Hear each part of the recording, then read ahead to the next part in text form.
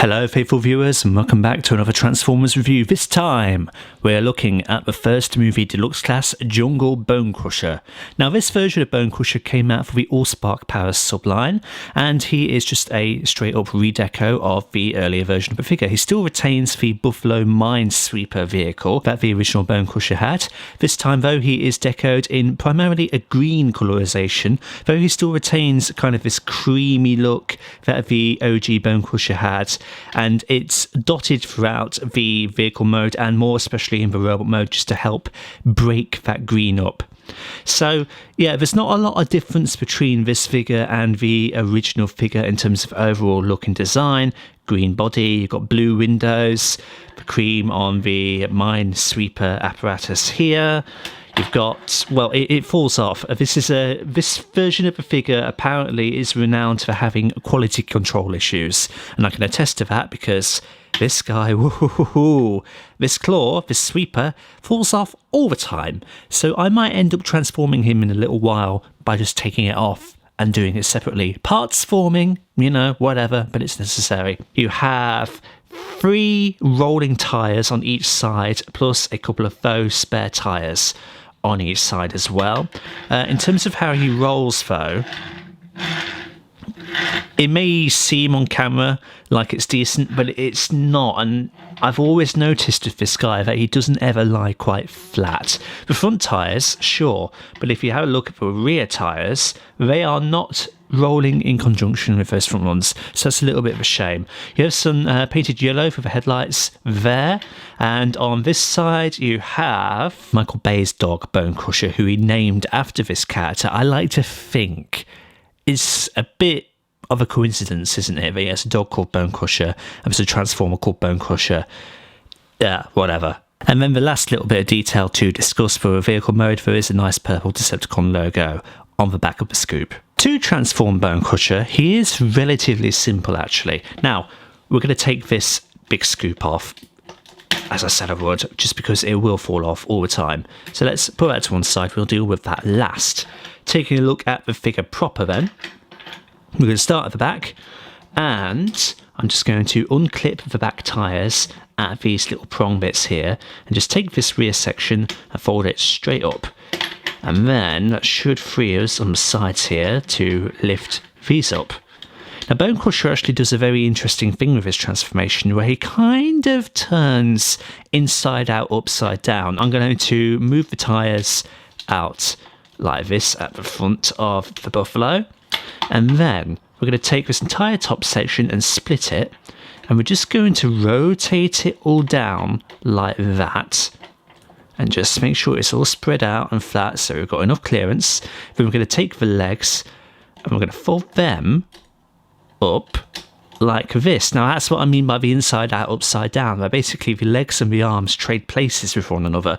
I think that's really cool. Try and get the crotch tyres as together as you possibly can, so you can just fold down the codpiece, and there are grooves on these tyres that slots on the codpiece are meant to tab into, but another QC issue of this figure is that he untabs himself all the time there.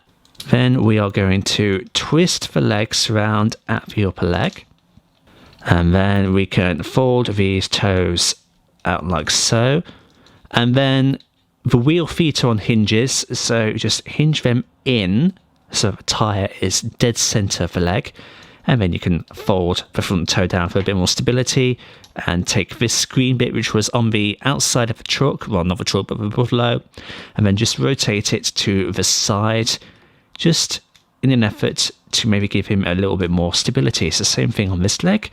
We're going to fold that like that, just fold that down and then rotate this to the side, and there the legs basically all done. I'm going to take this opportunity to lift up his head and slap that into place. Fold out the hands, fold down the arms, is almost there. Just do that on both sides. Now here's a little known thing which I'm going to share now, and I only found this out today, and I've had this figure since I left university back in 2018. Shock how I never knew about this. It's a tiny little thing, I'm making a bigger deal of it than it actually is, but just on the shoulders here, it's just a couple of little tabs that you fold up like that. That's all it is. Again, I'm making a bigger deal of it than it deserves, but I never knew about that. So I'm going to just put Bonecrusher off to the side, and we're going to look at the scoop. Now, there's several things that you can do with this.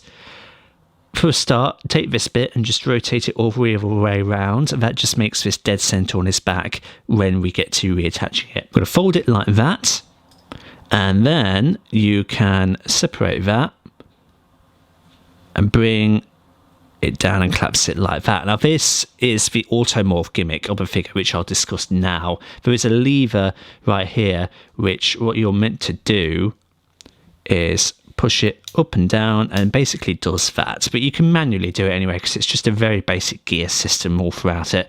So just do that, keep it folded like so, keep it folded back like that, and that's more or less how it is. You can fold it like that. And then another thing that I discovered today, the pin joint there, you can actually split these, rotate them around to give them a bit more of a movie accurate look like that.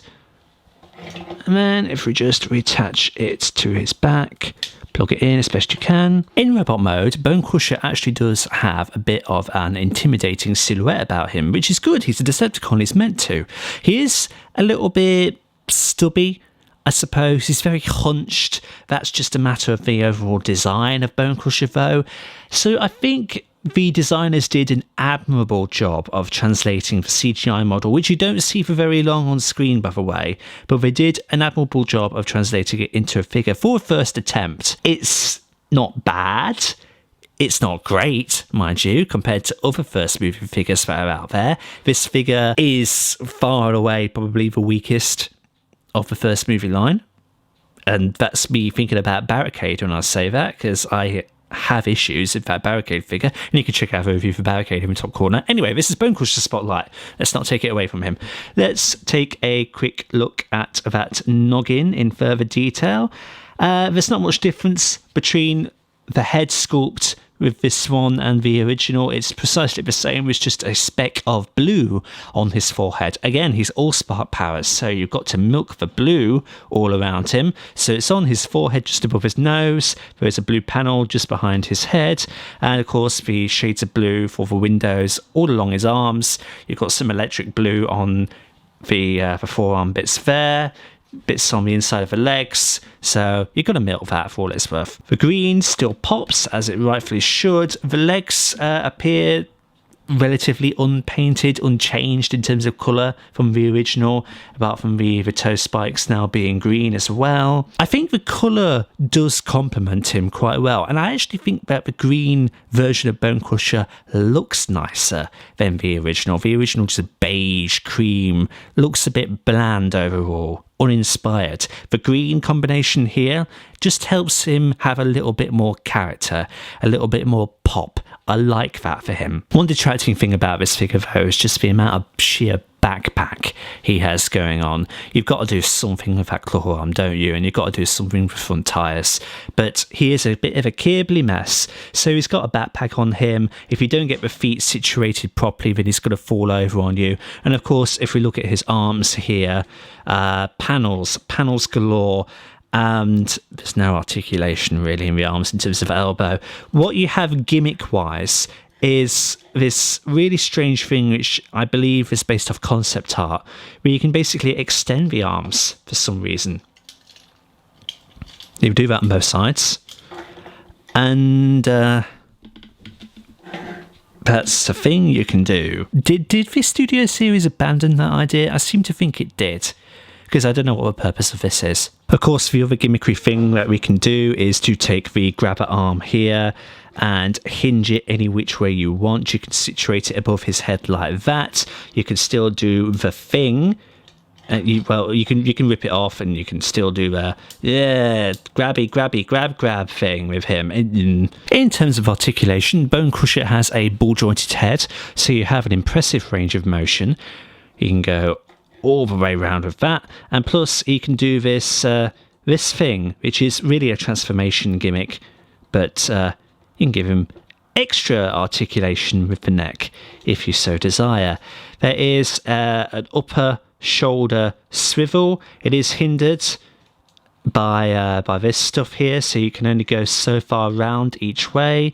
He has up and down there. Again, it's a transformation hinge more than anything else, but it works. You've got the wrist swivel, well, wrist movement like that, and then you've got the extendy arm gimmick, but that's kind of it for the arms. They're weird, they're janky, there's no proper elbow articulation. You're kind of just stuck with a bit of a block where you've only got a very specific range of movement. Nothing at the waist because of the way that the tyres lock in. You have a detachable VAT. In terms of a spread, he has a beautiful spread, to his credit. He has a good forward kick. He has an average back kick. At the knee, he has a 90-degree bend.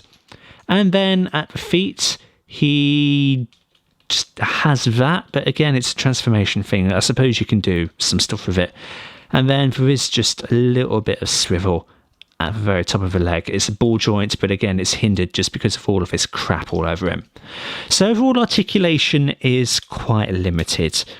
Good luck pulling off some dynamic poses with this guy. In terms of a size comparison, here is Bonecrusher up against Deluxe Class Brawl. Here he is with Deluxe Class Bludgeon / Wreckage. Here he is with the Deluxe Class Revenge of the Fallen Lockdown, who is inspired by his animated counterpart. And here he is with Marvel Legends Mysterio. So there we go, that is our look at the first movie, Jungle Bonecrusher. It's a bit of a strange figure. In terms of the overall articulation, it leaves a lot to be desired. In terms of posability, it leaves a lot to be desired. Visually, he looks nice, and the design of Bonecrusher is quite unique. I think that the colour scheme really benefits this figure. But in terms of overall playability, this figure suffers quite a lot, and as a result he comes out as maybe one of the most inferior first movie figures that is out there. Now, by all means, if you desire a Bonecrusher in your collection, get him. As I said, I think that the colour scheme is the most appealing factor about this thing. However, if you want something with maybe a little bit more play value and maybe a little bit more movie accuracy, then by all means go for the Studio Series version. I think you'll be happier maybe with that one. But if you have a little bit of a nostalgic vein in you and you desire a nice redeco of a figure, then this does tick those boxes. Just don't expect to be able to do a lot with him.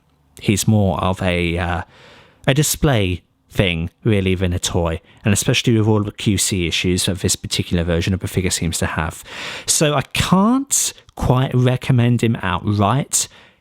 I'll leave it up to you to decide what you like in terms of your Bonecrushers. Thank you everybody so much for stopping by and checking out this video. Like and subscribe if you haven't already, and do share this around to help out the channel. And until the next time, see you all later.